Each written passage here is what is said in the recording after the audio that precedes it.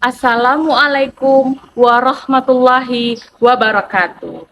Berbicara tentang pendidikan dan pengajaran tidak ada habisnya.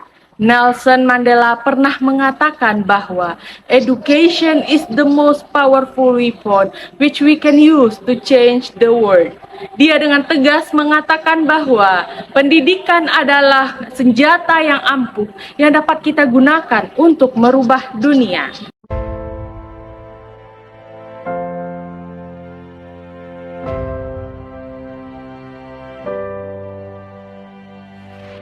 Perkenalkan, nama saya Dr. Rizky Amelia, SPD MPD. Saya merupakan dosen di program studi Pendidikan Guru Sekolah Dasar Fakultas Keguruan dan Ilmu Pendidikan Universitas Lambung Mangkurat. Bidang keahlian saya adalah bahasa Indonesia dan pembelajaran di sekolah dasar, sehingga mata kuliah yang saya ampu berkaitan dengan bahasa Indonesia dan pembelajaran di sekolah dasar.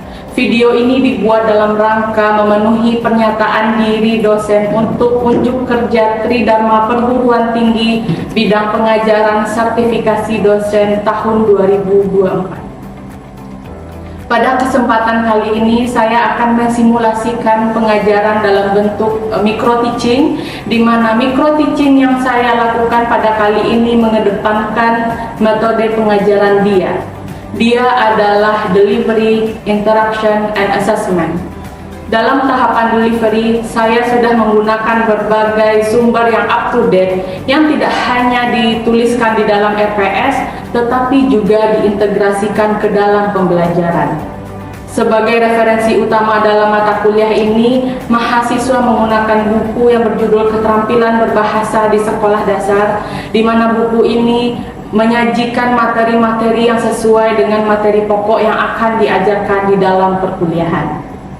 Saya juga merekomendasikan kepada mahasiswa untuk menggunakan buku yang saya tulis sendiri, yaitu Kanal Linguistik di Sekolah Dasar, yang dapat menambah wawasan mahasiswa terkait keterampilan berbahasa di sekolah dasar.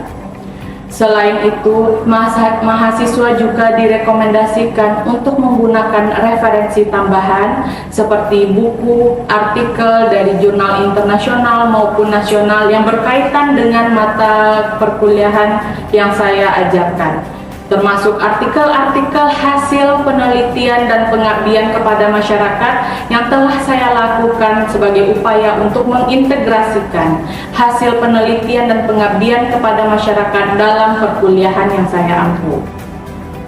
Bahkan setiap pertemuan saya mengupayakan untuk menayangkan video-video pembelajaran bahasa Indonesia di sekolah dasar yang inspiratif untuk memberikan contoh konkret kepada mahasiswa. Kemudian pada tahap interaction, saya sebagai dosen mengusahakan dan mengoptimalkan bagaimana interaksi yang terjadi antara dosen dan mahasiswa tidak hanya saat perkuliahan berlangsung, tetapi juga dari awal semester sampai akhir semester tersebut.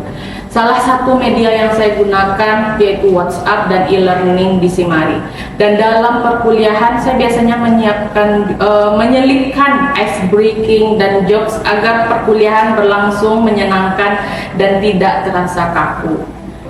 Kemudian di dalam asesmen saya sudah merumuskan tugas-tugas perkuliahan melalui rencana tugas perkuliahan atau RTP yang biasanya saya sampaikan kepada mahasiswa pada awal perkuliahan melalui kontrak kuliah. Hal ini dilakukan dengan tujuan agar mahasiswa memiliki gambaran umum tentang tugas-tugas apa yang akan dilaksanakan dan akan dikerjakan nantinya, sehingga bisa mereka mempersiapkan diri sejak awal untuk mendapatkan hasil yang optimal. Dalam penilaian saya selalu mengutamakan prinsip transparan kepada mahasiswa. Saya selalu memberikan feedback berupa saran-saran untuk perbaikan pada setiap mata kuliah dan laporan yang dikumpulkan oleh mahasiswa. Saya juga memberikan penilaian secara individu dan kelompok, di mana kejelasan bobot tugas itu disampaikan tidak hanya di RPS, tetapi juga disampaikan secara langsung saat pembelajaran di kelas. Nah, adapun praktik pembelajaran yang akan saya simulasikan yaitu secara tatap muka di ruang kelas. Secara spesifik, topik yang saya pilih untuk disimulasikan yaitu mata kuliah Bahasa Indonesia SD 1. Di mana mata kuliah ini merupakan mata kuliah wajib mahasiswa PGSD. Mata kuliah ini diajarkan pada mahasiswa semester genap, khususnya pada semester 2 dengan bobot mata kuliah 3 SKS. Mata kuliah ini diajarkan secara luring sebanyak 16 kali pertemuan yang terdiri dari 14 pertemuan tatap muka, 1 kali ujian tengah semester, dan 1 kali ujian akhir semester. Mata kuliah ini mengantarkan mahasiswa untuk menguasai substansi dan materi konsep dasar bahasa Indonesia yang mendukung pembelajaran bahasa Indonesia di sekolah dasar. Adapun capaian pembelajaran mata kuliah atau CPMK pada mata kuliah Bahasa Indonesia SD 1 di PGSD dibagi menjadi 5 CPMK. CPMK yang pertama yaitu mahasiswa mampu menganalisis hakikat, fungsi, dan kedudukan bahasa. CPMK yang kedua, mahasiswa mampu menganalisis sejarah bahasa dan karakteristik bahasa di SD. Kemudian CPMK yang ketiga, mahasiswa mampu menganalisis keterampilan berbahasa pada pembelajaran bahasa Indonesia. Keterampilan berbahasa yang dimaksud yaitu keterampilan menyimak, keterampilan membaca, keterampilan berbicara, dan keterampilan menulis. Pada CPMK keempat, mahasiswa mampu menguraikan hubungan antar keterampilan berbahasa dan menyajikan permasalahan yang muncul pada pembelajaran bahasa Indonesia di sekolah dasar. Kemudian CPMK yang kelima, mahasiswa mampu merancang bahan dan metode pembelajaran terkait keterampilan menyimak, keterampilan berbicara, keterampilan membaca, dan keterampilan menulis di sekolah dasar. Materi yang saya pilih untuk dipraktikkan yaitu materi keterampilan membaca pada pembelajaran bahasa Indonesia di sekolah dasar yang merupakan materi pada minggu ke-7. Sesuai dengan prinsip asesmen tadi, mahasiswa membuat laporan observasi pembelajaran membaca di sekolah dasar yang ditugaskan pada saat micro teaching dan dikumpulkan pada pertemuan ke-9 yang diupload melalui e-learning Simari Universitas Lampung Mangkurat. Saya harap video ini dapat memberikan gambaran dan deskripsi bagaimana saya mengajar dan mengelola pembelajaran di kelas. Demikian yang dapat saya sampaikan. Mari kita tonton video pembelajaran yang sudah saya lakukan. Terima kasih. Assalamualaikum warahmatullahi wabarakatuh, anak-anak semuanya. Waalaikumsalam warahmatullahi wabarakatuh. Bagaimana kabarnya hari ini? Alhamdulillah. Alhamdulillah. Semuanya sehat? Sehat. Apakah sudah makan siang ini? Belum. Oh ya, nanti mungkin nanti setelah perkuliahan ini bisa mencari makan ke SDC ya. Kemudian di sini Ibu mau presensi dulu. Intan Dia Pitaloka, Rizda, sepertinya hadir semua ya hari ini. Kemudian untuk perkuliahan kita hari ini, kita akan membahas tentang keterampilan membaca pada pembelajaran bahasa Indonesia di sekolah dasar. Namun sebelumnya, apakah Anda semua masih ingat pertemuan minggu kemarin kita membahas apa ya? Keterampilan berbicara. Siapa yang masih ingat apa itu keterampilan berbicara? Ya, silakan.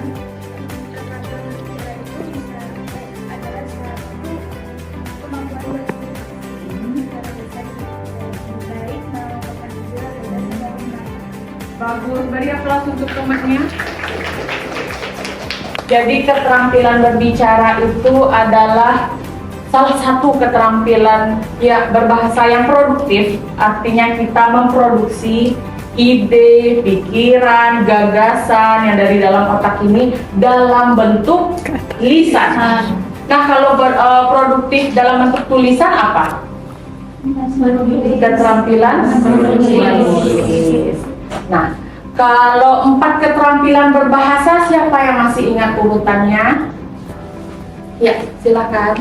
Menyimak, berbicara, membaca, sama menulis. Ya, Bagus, beri aplaus.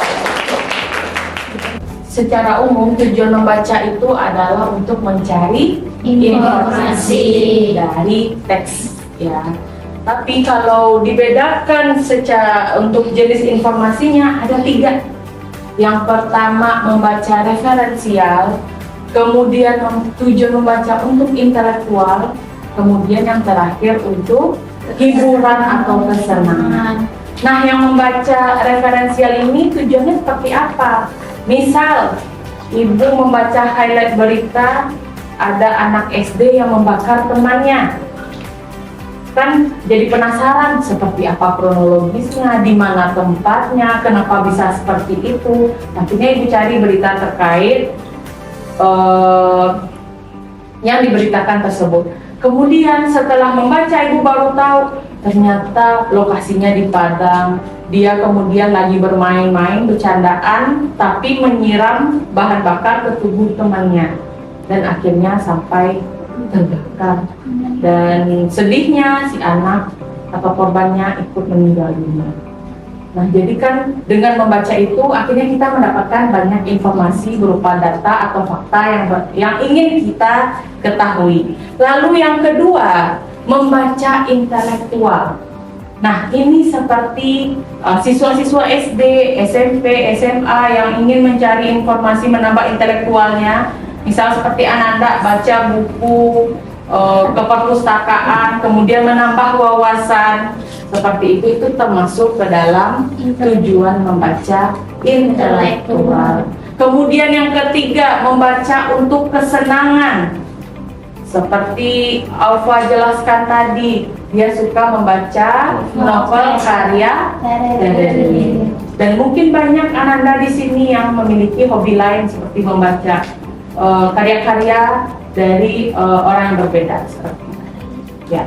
Nah, selanjutnya di sini ibu punya challenge untuk Ananda semua ya.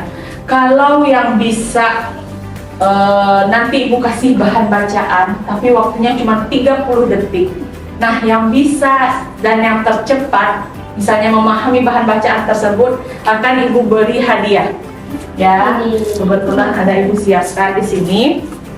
Oke, judulnya ini berita baru ibu ambil dari media, itu tanggal 6 Juni tahun 2024, jadi baru hari Kamis kemarin, dengan judul Nadiem usulkan tambahan anggaran sekitar 25 juta. Triliun ya? Oh, masih connect ya, masih konsentrasi. Oke. Nah, 25 triliun, kira-kira isi beritanya tentang apa ya? Kenapa bisa menganggarkan 25 triliun ini? Kan menjadi pertanyaan bagi kita kan?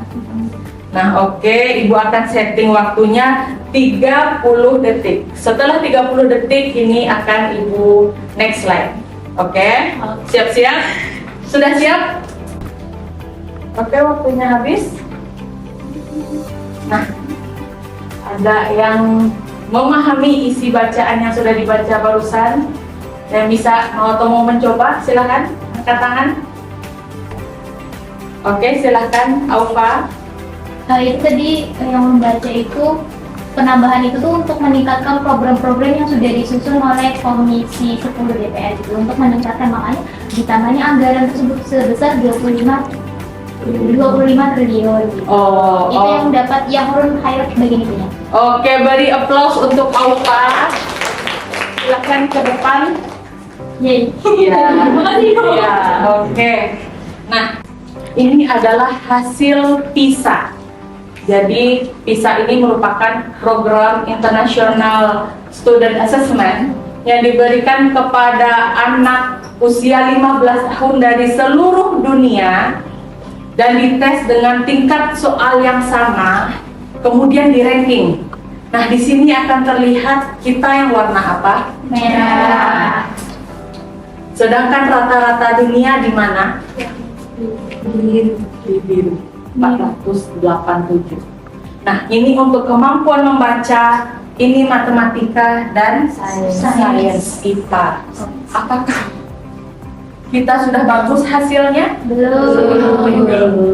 Ya sangat jauh tertinggal, rata-rata orang aja 487, kita masih di 371 dan hampir paling bawah. Ya, di sini terlihat poin kita di tahun 2000 itu di 371. Naik sampai di tahun 2022 lebih rendah daripada di tahun 2000. Ya, artinya apa? Tidak hanya corona, ya, tetapi karena pembelajaran membaca, pembelajaran matematika, pembelajaran IPA itu PR yang harus segera diselesaikan. Kenapa? Buktinya kemampuan anak-anak kita itu sangat rendah. Dan secara ibaratnya 22 tahun kita ngapain aja sampai hasilnya itu lebih rendah tahun 2022 dibandingkan tahun 2002. Miris sekali ya. Nah, oke, selanjutnya seperti apa pembelajaran membaca di sekolah dasar yang ideal? Nah, sebelum kita masuk ke sini, Ibu minta kita ice breaking dulu untuk meregangkan otot-otot tadi setelah melihat hasil PISA yang sangat menyedihkan. Ya, Sangat sedih. iya sangat menyedihkan, ya Allah, sedih banget. Siapa yang bisa memandu ke depan boleh? Oke, kepada teman-teman sekalian, kita ada ice breaking kali ini. Tapi sebelum ice breaking kita pemanasan dulu ya, karena kita kelas B, jadi ujungnya itu harus ada B-nya. Jadi WIB, Waktunya ice breaking. ice breaking istirahatkan otakmu ketika tinggi. Oke, terima kasih. Next kita masuk seperti apa pembelajaran. Sudah beres sekarang?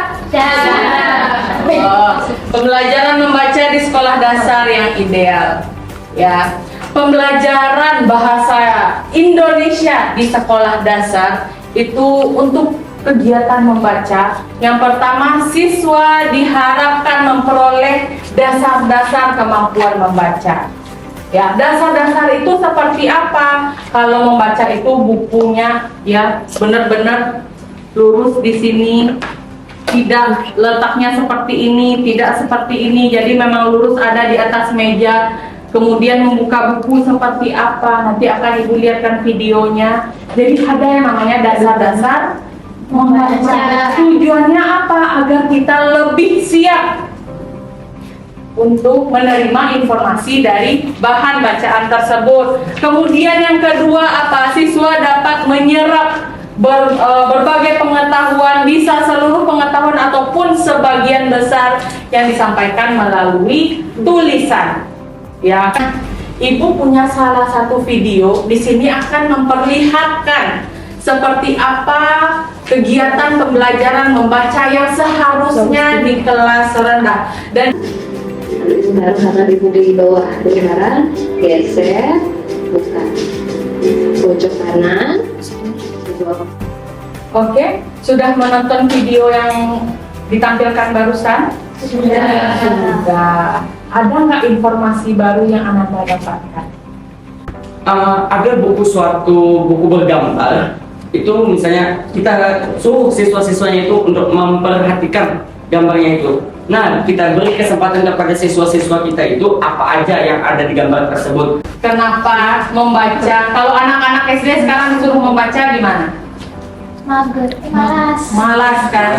Kemudian banyak komplainnya gitu, Iya. tidak mau. Ya, kenapa? Karena ketika pembelajaran bagi mereka membaca itu tidak menarik. Kenapa tidak menarik? Karena ketika membaca itu guru langsung membacakan cerita, misalnya di depan, Ibu akan membacakan cerita kancil dan buaya, bla bla bla bla. Hanya itu. Kemudian diakhiri dengan siapa tokohnya, di mana latarnya, kemudian apa amanatnya, lebih ke unsur-unsur intrinsiknya. Ya, tetapi harusnya seperti tadi, buat mereka tertarik dulu. Kita ajarkan seperti apa membuka buku yang baik, ya seperti yang Rizky sampaikan tadi kan kita biasanya balik-balik, akhirnya bukunya udah keriting duluan, ya tidak awet. Nah setelah itu dibuat mereka melihat gambar dulu, kemudian baru ke fokus ke tulisan-tulisannya. dibaca, dipahami, ya. Nah, apakah setiap kegiatan membaca akan seperti ini terus? Tidak, ini untuk awal saja. Nanti ketika mereka sudah terbiasa, kita bisa memberikan mereka tugas untuk membaca secara mandiri kah, atau secara berkelompok, terserah. Ya, yang penting di awal kita berikan dulu dasar-dasar keterampilan dalam membaca. Ya, semoga yang Ananda dapatkan ilmu baru ini diterapkan nanti ketika menjadi guru SD. Jadi pembelajarannya itu lebih menyenangkan dan membuat siswa lebih termotivasi untuk membaca. Apalagi sekarang sekolah sudah punya banyak sudut literasi, sudah punya banyak program-program membaca, tapi masih rendah literasi membaca kita. Kenapa? Ya, karena Minatnya nggak ada. minatnya nggak ada. Dan satu lagi, yang di sudut sana misalnya ada sudut literasi, bukunya tidak pernah diganti. Oh, Yang ada itu terus. Jadi membaca kan paling 10 hari udah selesai semua yang ada di rak. Nah, kemudian tidak diganti, jadinya bosan lagi. Kemudian di sini kita masuk setelah membaca kelas rendah, membaca di kelas tinggi. Ibu akan memberikan sebuah kasus, ya, kita akan studi kasus itu tentang disleksia. Disleksia itu adalah anak yang memiliki keterlambatan dalam membaca. Ya, jadi tidak semua anak memiliki kemampuan yang rata, ada yang cepat, ada yang lambat. Nah, kalau yang lambat membaca itu namanya disleksia.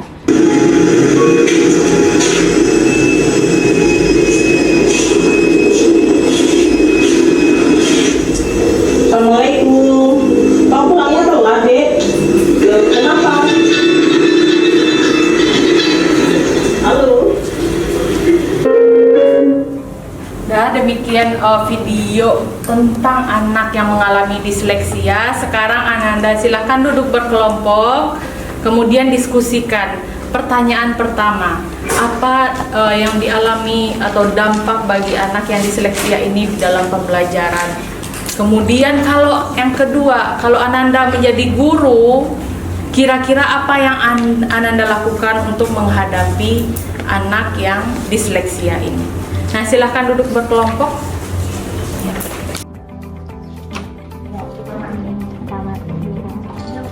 Ya.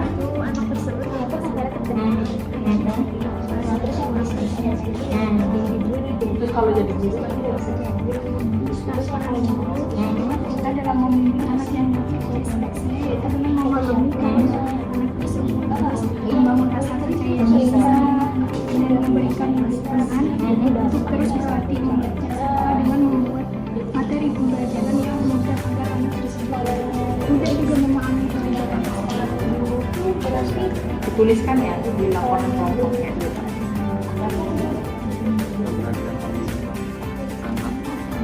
Siapa yang mau maju ke depan pertama? Jadi yang pertama yaitu dampak bagi anak yang kesulitan membaca atau disleksia, yaitu ada 3 faktor. Pertama terhadap lingkungan sekitarnya, terus yang kedua yaitu psikisnya, yang ketiga yaitu dalam lingkungan akademiknya. Kalau dalam lingkungan akademiknya mereka anak yang cenderung yang disleksia ini akan mendapatkan nilai yang menurun. Terus kalau dalam psikisnya anak yang mengalami kesulitan membaca itu akan merasa minder, terus juga kurang percaya diri dan overthinking, kayak kepikiran gitu. Kelompok lain ada yang mau menjawab? Silakan. Ya, silakan. Jadi untuk Assalamualaikum warahmatullahi wabarakatuh. Waalaikumsalam. Tadi kan sudah dijelaskan oleh Maulana Rizky mengenai upaya yang bisa kita lakukan untuk anak yang mengalami keterlambatan membaca.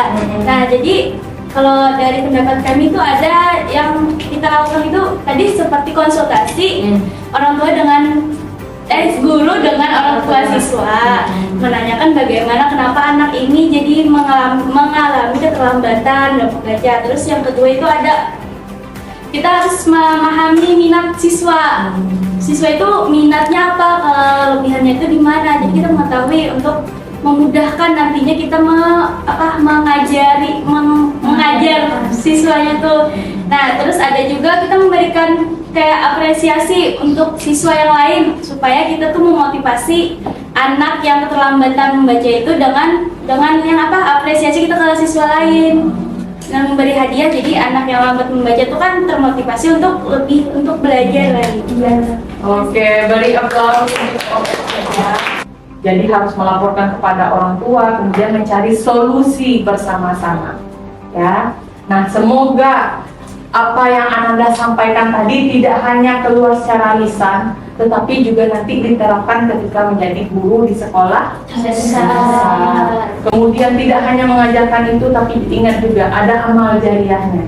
Ya, agar Ananda lebih semangat lagi. Kenapa? Ketika kita sudah tujuannya ke akhirat, ketika kita mengalami berbagai problem ketika memberikan pembelajaran, menjadi lebih tidak putus asa. Ya, ini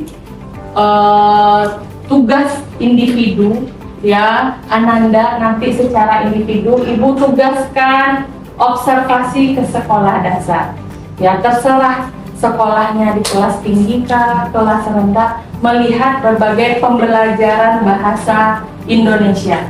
Ya, terutama pembelajaran membacanya. Apa yang dilakukan guru, kemudian apa yang terjadi pada siswa, apakah siswa bersemangat atau tidak, atau apa media yang digunakan guru atau tidak ada media sama sekali, itu dituliskan dalam bentuk laporan observasi dan nanti itu akan dikumpulkan saat pertemuan ke-9. Ya, sampai di sini ada pertanyaan? Paham dengan tugasnya? Paham, alhamdulillah. Dari pembelajaran yang sudah kita laksanakan hari ini, apa yang Ananda dapatkan? Dikarenakan apabila seorang manusia itu tidak bisa membaca, maka seseorang tersebut akan kesulitan untuk mendapatkan informasi ataupun yang namanya bahan ilmu belajar dalam diri mereka. Yang sangat lengkap ya. Iya. Nah, dan detail juga ya. Jadi yang hari ini kita pelajari adalah bahwa keterampilan membaca ini itu perlu Ananda kuasai lagi ya. Kemudian seperti apa jenis-jenisnya, seperti apa cara mengajarkannya, itu perlu kita lebih luas lagi ketika mengajarkan di sekolah dasar ya. Kemudian dengan berakhirnya perkuliahan hari ini, mari kita mengucapkan hamdalah. Ibu tutup dengan sebuah pantun. Burung dara, burung cendrawasih, mari kita cari di Papua. Cukup sekian, terima kasih. Semoga bermanfaat untuk kita semua. Amin. Ibu ucapkan assalamualaikum warahmatullahi wabarakatuh. Waalaikumsalam warahmatullahi wabarakatuh.